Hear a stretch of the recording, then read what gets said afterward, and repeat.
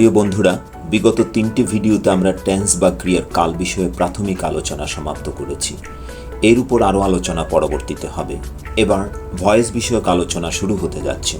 ভয়েসের আলোচনার বিষয়বস্তু বিস্তৃত হওয়ায় আমরা এই বিষয়ে আলোচনা কয়েকটি পৃথক ভিডিওতে উপস্থাপনের সিদ্ধান্ত নিয়েছি। ভয়েসের উপর নির্মিত প্রথম ভিডিওতে এসবি অনলাইনের পক্ষ হতে আপনাদের স্বাগত জানাচ্ছি। ভয়েস বা বাচ্য, ইংরেজি ব্যাকরণে ভয়েস দ্বারা ক্রিয়ার দুটো বিশেষ রূপকে নির্দেশ করা হয়। এই জন্য ভয়েস দুই ধরনের, অ্যাক্টিভ ভয়েস এবং প্যাসিভ ভয়েস। অ্যাক্টিভ ভয়েস বা কর্তৃবাচ্য, বাক্যে ব্যবহৃত কর্তা বা সাবজেক্ট সক্রিয় থেকে ক্রিয়া সম্পাদন করলে উক্ত বাক্যের ক্রিয়া যেই রূপ গ্রহণ করে সেই রূপকে অ্যাক্টিভ ভয়েস বলে। উদাহরণ, তারা ভাত খায়, দে ইট রাইস। ব্যাখ্যা, তারা শব্দটি এই বাক্যের কর্তা বা সাবজেক্ট, খায় হলো এই বাক্যের ক্রিয়া বা ভার। এই বাক্যে তারা কর্তা হিসেবে সক্রিয় থেকে খাওয়া কাজটি সম্পন্ন করছে, তাই বলতে হয় যে খায় ক্রিয়াটি এই বাক্যে কর্তৃবাচ্য বা অ্যাক্টিভ ভয়েসের রূপে অবস্থান করছে। প্যাসিভ ভয়েস বা কর্মবাচ্য, বাক্যে ব্যবহৃত কর্তা নিষ্ক্রিয় থাকলে ক্রিয়ার যেই রূপ প্রকাশিত হয় তাকে প্যাসিভ ভয়েস বলে। যেমন, ভাত খাওয়া হয় তাদের দ্বারা, rice is eaten by them. ব্যাখ্যা, এই বাক্যে দৃশ্যমান কর্তা বা সাবজেক্ট হলো ভাত, কিন্তু ভাত খাওয়ার কাজটি করছে না। খাওয়ার কাজটি বাক্যে ব্যবহৃত কর্ম বা অবজেক্ট তাড়া দিয়ে সম্পন্ন হচ্ছে, ফলে খাওয়া হয় ক্রিয়ার এই রূপকে বলা হবে কর্মবাচ্য বা প্যাসিভ ভয়েস। অ্যাক্টিভ ভয়েস এবং প্যাসিভ ভয়েসের মধ্যে পার্থক্য একটি 2 কলাম বিশিষ্ট ছকে উপস্থাপন করতে চলেছি। প্রথম কলাম অ্যাক্টিভ ভয়েস, কর্তার সক্রিয়তা প্রকাশে ব্যবহৃত ক্রিয়ার রূপ। দ্বিতীয় কলামের শিরোনাম প্যাসিভ ভয়েস, কর্তার নিষ্ক্রিয়তা প্রকাশে ব্যবহৃত ক্রিয়ার রূপ। নিম্নের উদাহরণগুলো থেকে কর্তার সক্রিয়তা ও নিষ্ক্রিয়তা বের করে উপরের ছকে স্থাপন করা যাক। আমরা প্রথমেই একটি বাক্যকে নিয়ে এসেছি প্যাসিভ ভয়েসের কলামে, কারণ ব্যাখ্যা করছি। বাক্যটি এই, তাকে গ্রেপ্তার করা হয়েছে। তাকে গ্রেপ্তার করা হয়েছে হয়তো পুলিশের দ্বারা। এখানে সাবজেক্ট বা কর্তা হচ্ছে তাকে বা সে। সে কাউকে গ্রেপ্তার করেনি, বরং তাকে অন্যের দ্বারা গ্রেপ্তার করা হয়েছে, অর্থাৎ কর্তা নিষ্ক্রিয়, তাই এটি প্যাসিভ কলামে অবস্থান নিয়েছে। আরেকটি বাক্য পরীক্ষা করা যাক। এটাও প্যাসিভ ভয়েসের কলামে স্থান নিয়েছে, কিন্তু কেন? তোমার বাবাকে ডাকা হয়েছিল কেউ একজনের দ্বারা। তোমার বাবা এখানে দৃশ্যমান সাবজেক্ট, কিন্তু এই সাবজেক্ট ডাকা হয়েছিল এই ক্রিয়ার কাজটি করছে না, অর্থাৎ কর্তা নিষ্ক্রিয়। কর্তার নিষ্ক্রিয়তা এটি প্যাসিভ ভয়েসের কলামে অবস্থান নিয়েছে। সে গাড়িটি কিনবে, এখানে কর্তা সে, কিনবে ভার্ব, সে নিজেই সক্রিয় থেকে কেনার কাজটি করছে, তাই এটি অ্যাক্টিভ ভয়েসে অবস্থান নিয়েছে। আমরা অ্যাক্টিভ ভয়েসকে প্যাসিভ ভয়েসে এবং প্যাসিভ ভয়েসকে অ্যাক্টিভ ভয়েসকে রূপান্তরের নিয়মকানুন নিয়ে আলোচনা শুরু করব। বলা বাহুল্য, এই রূপান্তর কার্যের মাধ্যমে একজন শিক্ষার্থীর উভয় ধরনের ভার প্রয়োগে দক্ষতা অর্জিত হবে। এইভাবে সে ইংরেজি ভাষা ব্যবহারে এক ধাপে এগিয়ে যাবে। আমরা ট্রানজিটিভ এবং ইনট্রানজিটিভ ভার্ব নিয়ে কথা বলছি, যার বাংলা সকর্মক ও অকর্মক ক্রিয়া। সুপ্রিয় বন্ধুরা, ভয়েসের ধারণা স্পষ্ট করতে হলে এই 2 ধরনের ভার্ব সম্পর্কে স্পষ্ট ধারণা লাভ করতে হবে। যে ভার্ব বাক্যে কর্মসহ অবস্থান করে তাকে ট্রানজিটিভ ভার্ব বলে। যেমন, সে একটি গাড়ি কিনেছিল। ব্যাখ্যা, সে কর্তা, একটি গাড়ি কর্ম, কিনেছিল ক্রিয়া। যেহেতু কিনেছিল ক্রিয়াটির কর্ম আছে, তাই এই কিনেছিল ক্রিয়াটি ট্রানজিটিভ ভার্ব হবে। আবার যে ভার্ব বাক্যে কর্ম বা অবজেক্ট সহ অবস্থান করে না তাকে ইনট্রানজিটিভ ভার্ব বলে। যেমন, সে হাঁটছে। ব্যাখ্যা, সে কর্তা, হাঁটছে ক্রিয়া। ট্রানজিটিভ ভার্বকে অ্যাক্টিভ এবং প্যাসিভ উভয় রূপে উপস্থাপন করা যায়, কিন্তু ইনট্রানজিটিভ ভার্বকে অ্যাক্টিভ রূপে উপস্থাপন করা গেলেও প্যাসিভ রূপে উপস্থাপন করা যায় না। বাক্যে ব্যবহৃত ট্রানজিটিভ এবং ইনট্রানজিটিভ ক্রিয়ার বৈশিষ্ট্য, অর্থাৎ সকর্মকত্ব এবং অকর্মকত্ব বৈশিষ্ট্য এবং তার পরীক্ষার নিয়মটি এখানে উপস্থাপন করছি। বাক্যে ব্যবহৃত কর্তা ও ক্রিয়াকে একত্রে নিয়ে কি বা কাকে দ্বারা প্রশ্ন করলে যদি উত্তর পাওয়া যায়, তবে বুঝতে হবে ওই ক্রিয়াপদটির কর্ম রয়েছে, অর্থাৎ ওই ক্রিয়াপদটি সকর্মক ক্রিয়া। এই ধরনের ক্রিয়াকে প্যাসিভ ভয়েসে ব্যবহার করা যায়, কিন্তু উপরোক্ত ব্যবস্থায় কি বা কাকে দ্বারা প্রশ্ন করে যদি কোনো উত্তর পাওয়া না যায়, তবে বুঝতে হবে সেখানে কর্ম নেই, অর্থাৎ বাক্যটিতে ক্রিয়াপদটি অকর্মক পরিচয় বহন করছে। এই ধরনের ক্রিয়াপদকে প্যাসিভ ভয়েসে ব্যবহার করা সম্ভব নয়। আমরা একটি পরীক্ষার আয়োজন করছি এখানে।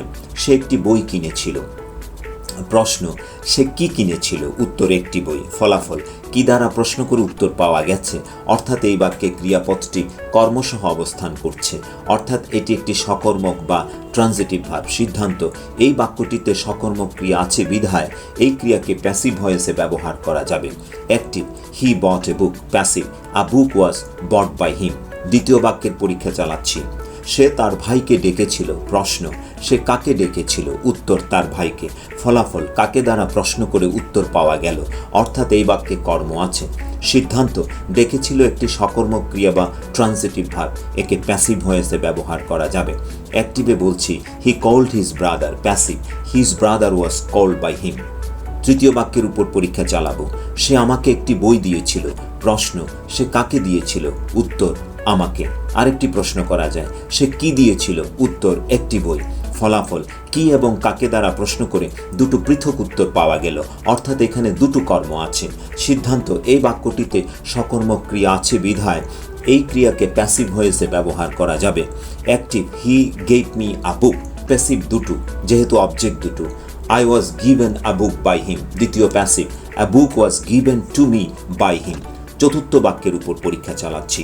সে এখানে এসেছিল। প্রশ্ন, সে কি এসেছিল? উত্তর দেওয়া যাচ্ছে না, কারণ প্রশ্নটি উদ্ভট। আরেকটি প্রশ্ন করে দেখছি, সে কাকে এসেছিল?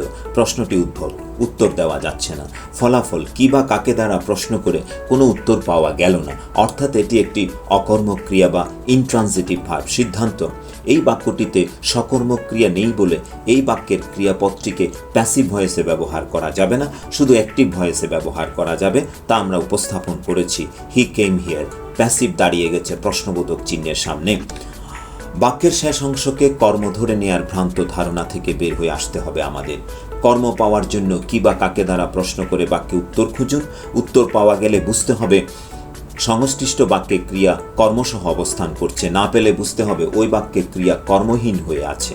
অবজেক্টলেস বাক্যকে প্যাসিভে উপস্থাপন করা সম্ভব নয়। প্যাসিভ ভার্বের মূল বৈশিষ্ট্যগুলো উপস্থাপন করছি এবার।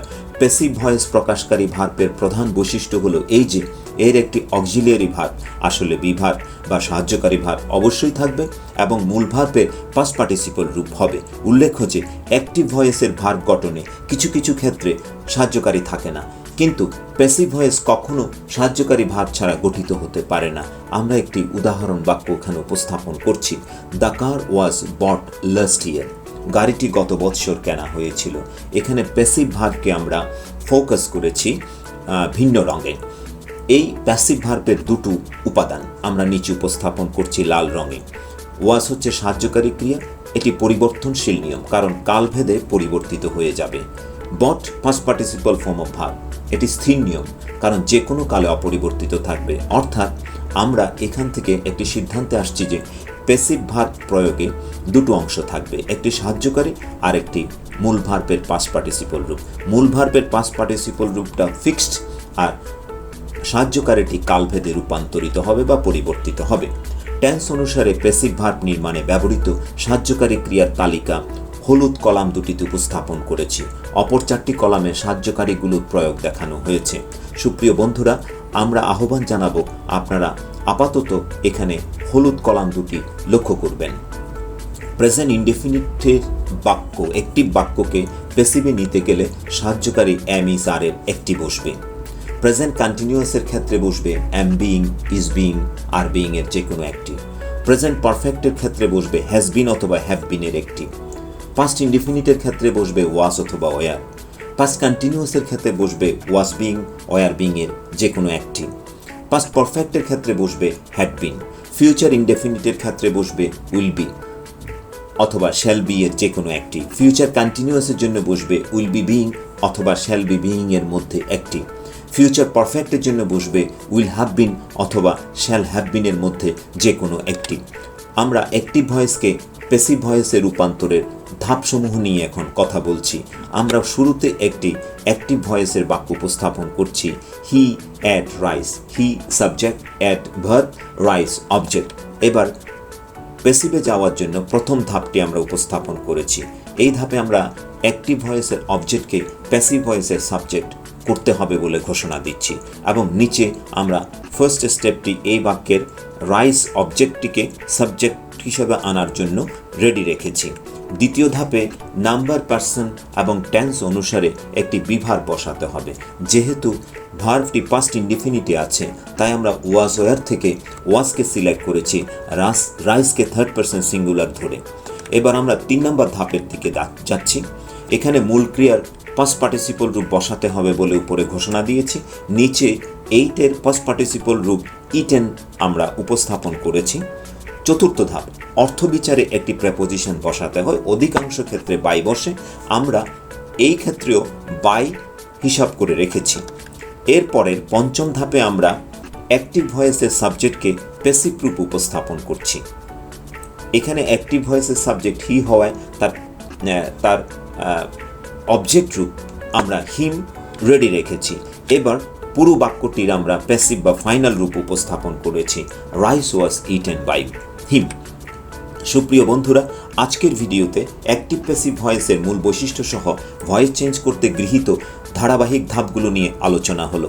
এই বিষয়ে অবশিষ্ট আলোচনা পরের ভিডিওগুলোতে করার আশা রাখছি। যারা আমাদের চ্যানেলটিকে এখনও সাবস্ক্রাইব করেননি, তাদেরকে আমাদের চ্যানেলকে সাবস্ক্রাইব করার আহ্বান জানাচ্ছি, যাতে আপনারা আমাদের চ্যানেল থেকে যে কোনো ভিডিও রিলিজের সংবাদ সাথে সাথে এবং স্বয়ংক্রিয়ভাবে পেয়ে যান।